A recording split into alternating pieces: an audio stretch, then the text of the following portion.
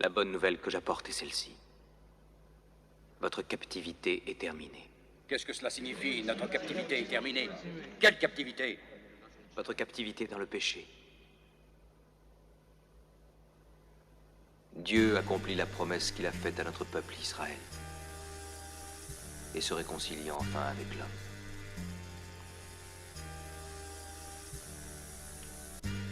Et Dieu vient à vous. À tous sans exception. Même le plus infortuné.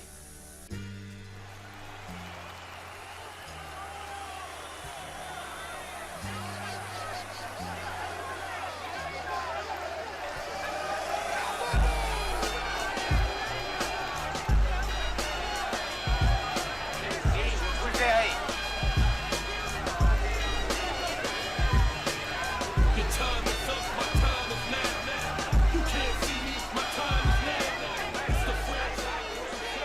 C'est pourquoi je vous dis, ne vous inquiétez pas pour votre vie, de ce que vous mangerez et boirez, ni pour votre corps, de quoi vous serez vêtus. Le corps n'est-il pas plus que le vêtement? Regardez les oiseaux du ciel. Ils ne sèment ni ne moissonnent, et ils n'amassent rien dans des greniers. Et votre Père Céleste les nourrit. Ne vous nourrira-t-il pas à plus forte raison? Ne valez-vous pas beaucoup plus qu'eux?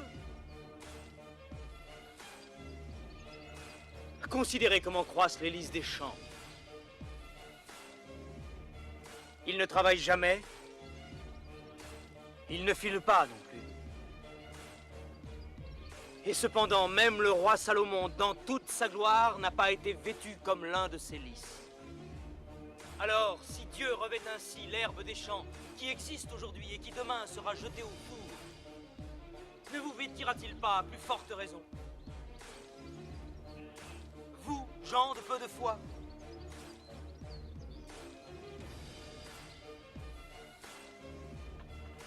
Par conséquent, ne dites pas « Que mangerons-nous? Que boirons-nous? De quoi serons-nous vêtus ?» Car toutes ces choses, ce sont les païens qui les recherchent. Cherchez premièrement le royaume et la justice de Dieu, et toutes ces choses-là vous seront données par-dessus. Ne vous inquiétez donc pas du lendemain.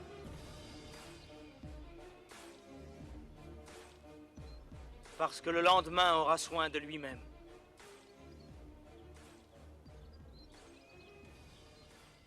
À chaque jour suffit sa peine, je vous le dis en vérité.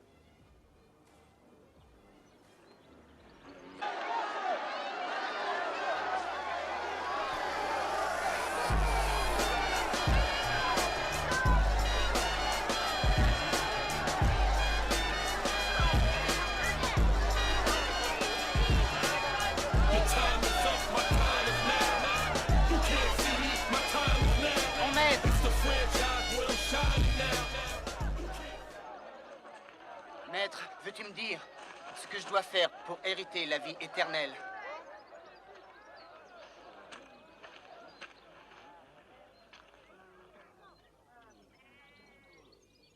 Rentre et vends tout ce que tu possèdes. Et donne l'argent aux pauvres. Et tu auras un trésor dans les cieux. Puis viens et suis-moi. Quoi? Que je vende tout? Que je vende tout ce que je possède? Tout ce que mon père a acquis avec tant de peine? Oui, tout ce que tu as. Tu ne peux pas servir deux maîtres. Dieu et maman.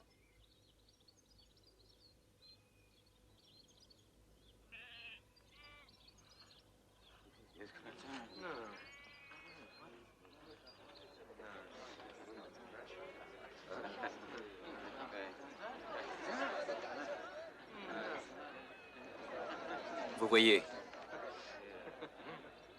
il est plus facile pour un chameau de passer par le trou d'une aiguille qu'à un homme riche d'entrer dans le royaume de Dieu.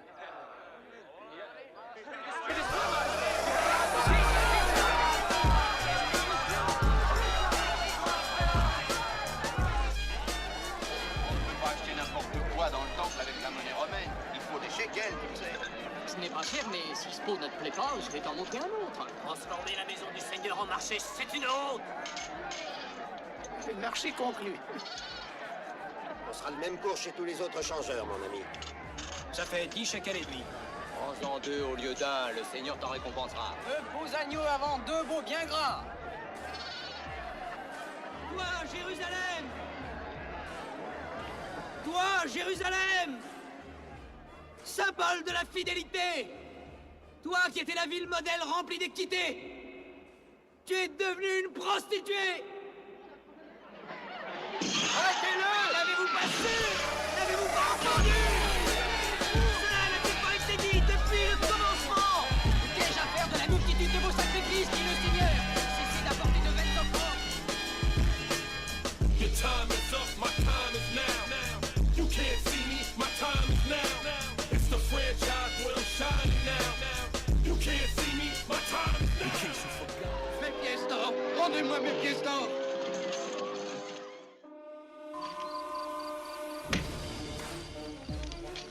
Ne croyez pas que je sois venu apporter la paix sur la terre. Je ne suis pas venu apporter la paix. Mais une épée. Plusieurs des premiers seront les derniers. Et des derniers les premiers. Ne vous amassez pas des trésors sur la terre, où la teigne et la rouille détruisent, et où les voleurs percent et dérobent. Mais amassez-vous des trésors dans le ciel, car là où est ton trésor, là aussi sera ton cœur. Mais Rabbi, nous savons que les enfants d'Israël sont le peuple élu. Comment un païen peut-il valoir mieux que l'un des nôtres? Ne sais-tu pas, ingrat, qu'à la table du Père éternel, tout le monde est bienvenu, quel qu'il soit. Riche, pauvre, maître, serviteur. Les enfants d'Abraham et les païens aussi. Je suis venu dans ce monde pour donner la vue à ceux qui ne peuvent pas voir.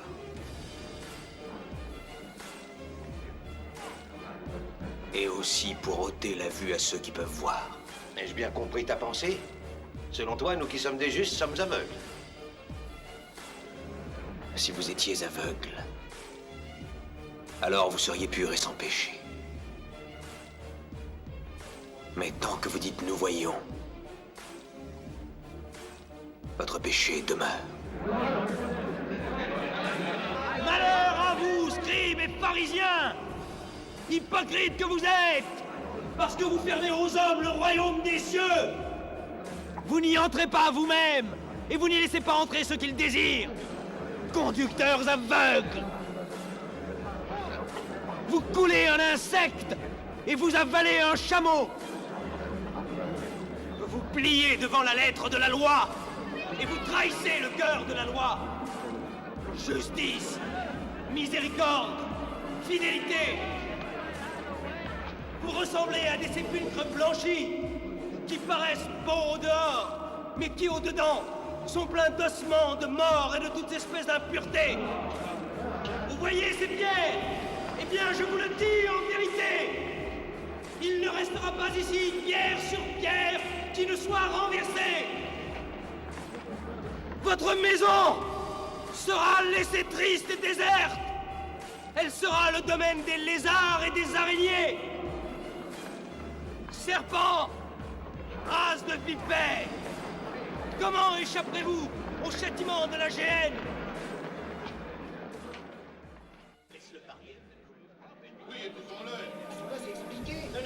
La venue du Messie est le cœur de notre foi. Pourquoi ne serait-ce pas maintenant? Pourquoi voulez-vous que le libérateur nous soit révélé dans la gloire, un nouveau Salomon, un nouveau David? Dieu n'a-t-il pas le droit de choisir celui qu'il veut? Serait-ce même le fils d'un pauvre charpentier de Nazareth? David n'a-t-il pas commencé par être berger?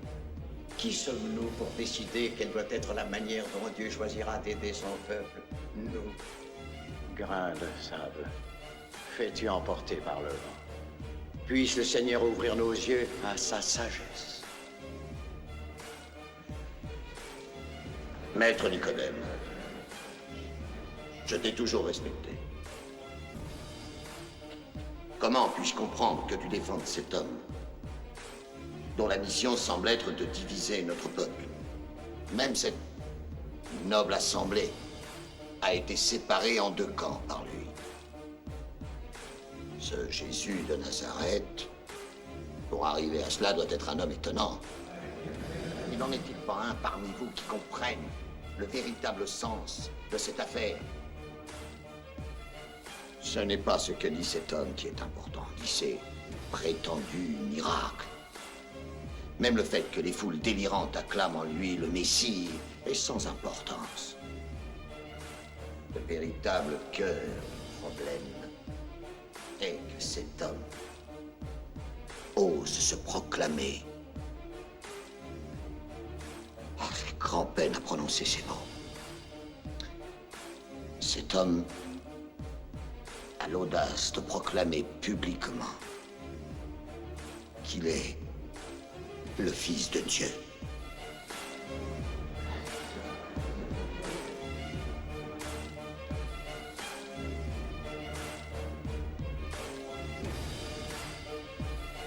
Maître Nicodème, toi, exemple de foi et de sagesse, et toi, Joseph, le plus honnête des hommes, vous pouvez nous dire que dans le fond de vos cœurs, vous croyez qu'il est le Fils de Dieu, qu'il est l'égal de Dieu?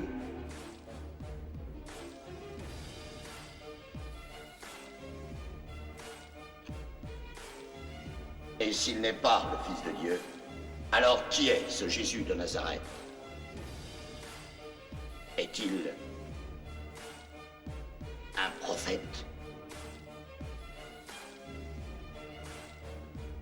Seul un faux prophète ose usurper les pouvoirs de Dieu et dire à un pécheur notoire, tu es pardonné.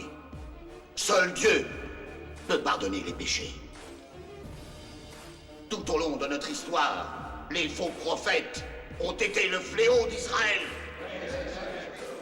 Cet homme, tout en proclamant défendre la loi, dénature nos croyances les plus fondamentales et les plus sacrées.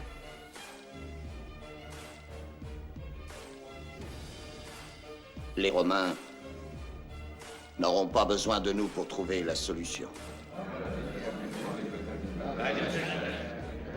La loi dit le prophète qui ose avancer au nom même de Dieu des choses que Dieu n'a pas inspirées. Ce prophète doit mourir.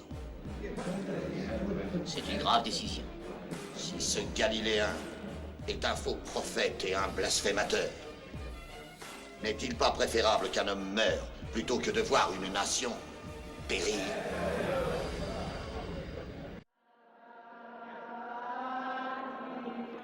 Aimez vos ennemis. Bénissez ceux qui vous maudissent. Faites du bien à ceux qui vous haïssent. Priez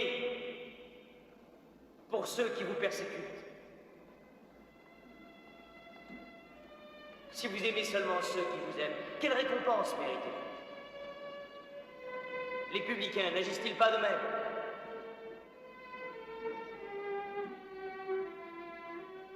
Si quelqu'un vous frappe sur la joue droite, présentez-lui aussi l'autre. Si quelqu'un veut prendre votre tunique, laissez-lui encore votre manteau. Donnez à celui qui vous demande.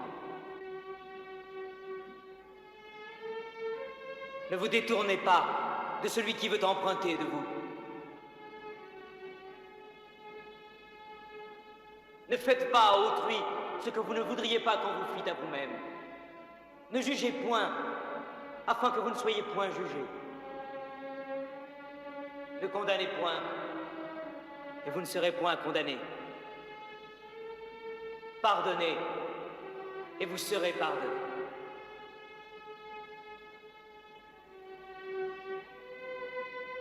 Soyez parfaits, tout comme notre Père céleste est parfait. Demandez et l'on vous donnera. Cherchez et vous trouverez.